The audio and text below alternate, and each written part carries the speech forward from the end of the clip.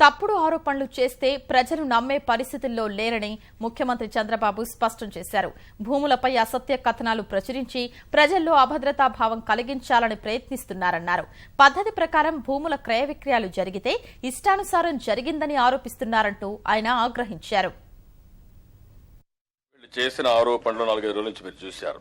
వీళ్ళు చేసిన ఆరోపణలు మీరు ఒకసారి చూసినప్పుడు మొత్తం భూమి అంతా కూడా ఇష్టానుసారంగా చేతులు మారిపోయినాయి. 2 తెలుగుదేశం నాయకులు బెదిరించి ఆ భూములను లాగేసుకున్నారు. అంటే బెదిరించి లాక్కుంటే రైతులు ఇస్తారండి? అందులో గుంటూరు విజయవాడ మధ్య బెదిరిస్తే ఇనే పరిస్థితులు వాళ్ళు ఉన్నారండి? ఎక్కడికి పోతున్నారు మీరు?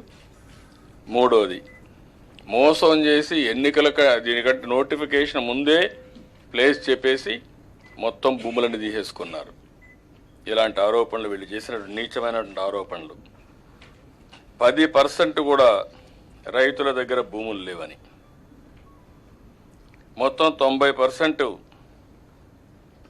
ఎవరైతే మధ్యవర్తులు ఉన్నారో మధ్యవర్తులు అధికార పార్టీ నేతలు, ఇంకో పక్క రియల్ ఎస్టేట్ వ్యాపారాల చేతికి వెళ్ళిపోయినాయని. ఇవన్నీ ఒకసారి చూస్తే 3 బ్రేకప్లు ఇస్తున్నాను నేను. జూన్ 2, 2014 ప్రభుత్వం ఏర్పడిన రోజు ఇది. సెప్టెంబర్ 3, 2014 రాజధాని అసెంబ్లీలో మేము ప్రకటించిన తేదీ. నేను ప్రభుత్వంలో ముఖ్యమంత్రిగా గవర్నమెంట్ వచ్చిన రోజు నుంచి సెప్టెంబర్ 3 వరకు, అంటే రాజధాని ప్రకటించిన రోజు వరకు జరిగిన కొనుగోళ్లు 604. 604లో 515 ఎకరాలు. ఎక్కడి నుంచి వచ్చిందండి ఇది? నేను అడుగుతున్నా. 604 మంది చేసి 515 ఎకరాలు చేస్తే మొత్తం వెళ్ళిపోయిందని, ముందుగానే సమాచారం లీక్ అయిపోయిందని తప్పుడు ప్రచారం చేసి ప్రజలను మభ్యపెట్టడం ఎంత నీచమో మీరు ఆలోచించాల్సిన అవసరం ఉంది.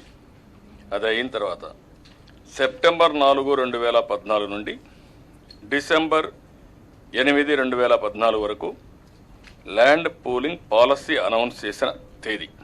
అంటే ల్యాండ్ పూలింగ్ పాలసీ పెట్టాం. సెప్టెంబర్ 4 నుంచి 3 వరకు ఒక ఇది, 2 సెప్టెంబర్ 4 నుంచి డిసెంబర్ 8 వరకు మొత్తం జరిగింది 1756 లావాదేవీలు. మొత్తం ల్యాండ్ అమ్మింది 1724 ఎకరాలు. 3 డిసెంబర్ 9 నుంచి ఇప్పటి వరకు, అంటే నిన్న 5/3/2016 వరకు మొత్తం లావాదేవీలు 9904. మొత్తం అమ్మిన భూమి చూస్తే 6573. ఈ 3 కూడా కలుపుకుంటే మొత్తం 9231 ఎకరాలు అమ్మారు, కొనుక్కున్నారు. ఇప్పటి వరకు 3 చూస్తే 20,306 లావాదేవీలు, 9,231 ఎకరాలు. మొత్తంలో చూస్తే ఇది 20-25% డబుల్ ఎంట్రీ, త్రిబుల్ ఎంట్రీ. ఒకసారి అమ్మారు, వాళ్ళు ఇంకొకరికి అమ్మారు, మరికి అమ్ముకునే అవకాశం ఉంటుంది మల్టిపుల్ ట్రాన్సాక్షన్స్లో. మొత్తం కలుపుకుంటే 20-25% ఉంటుంది. ఇళ్ల స్థలాల కోసం కొనుక్కున్న విషయాలు చూస్తే ప్లాట్లు, ఇళ్ల స్థలాలు 7,942. ఇందులో కొన్నవాళ్ళు 418 ఎకరాలు. అదే మరిగా వీళ్ళు చెప్పినట్టు మీరు చూసిన తర్వాత టాప్ 100 ఈ మొత్తం పీరియడ్లో మీరు ఒకసారి చూసుకుంటే 100 registrations in CRDA for the last, ఈ ప్రభుత్వం వచ్చినప్పటి నుంచి ఇప్పటి వరకు జరిగినట్టు చూస్తే 100 తీసుకుంటే హైయెస్ట్ ట్రాన్సాక్షన్ 7.5 ఎకరాలు. దానిపైన టాప్ 100కి వచ్చే కొందికి 100వ ట్రాన్సాక్షన్ 2 ఎకరాల 70 సెంట్లు.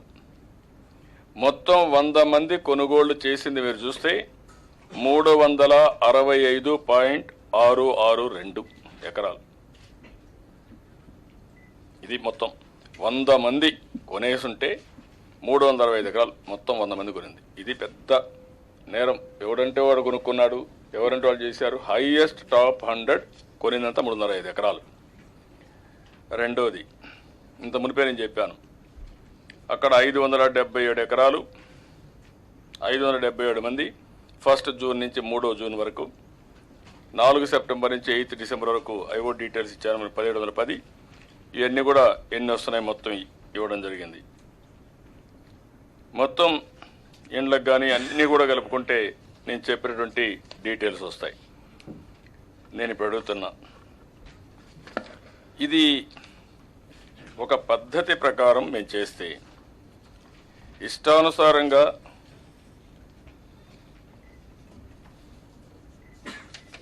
కొన్నారని,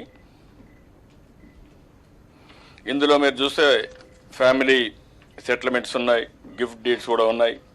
ఇలాంటి చాలా వరకు ఇందులో ఉండే అవకాశం ఉంది.